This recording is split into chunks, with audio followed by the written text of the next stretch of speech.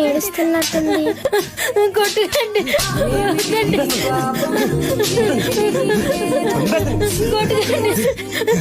ఇష్టం వచ్చినప్పుడు వస్తాను.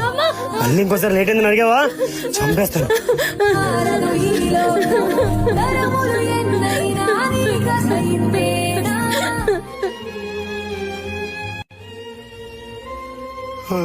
ఉసే కాఫీ తెచ్చే. తెస్తున్నానండి. నాన్న, ఏంటమ్మా బెల్ట్ పట్టుకుని వచ్చావు?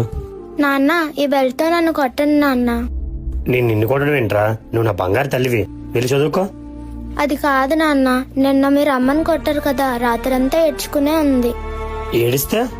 అంటే నాన్న, నాకు పెళ్ళైన తర్వాత మీలాగా నా భర్త నాకు కొడితే నేను అమ్మలాగా ఏడవకుండా ఉండాలి కదా నాన్న.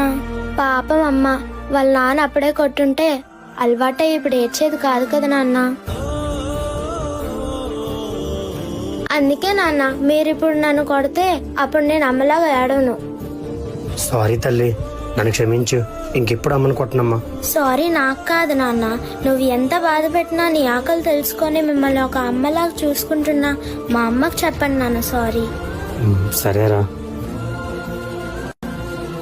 జోష్నా, నన్ను క్షమించి జోష్నా.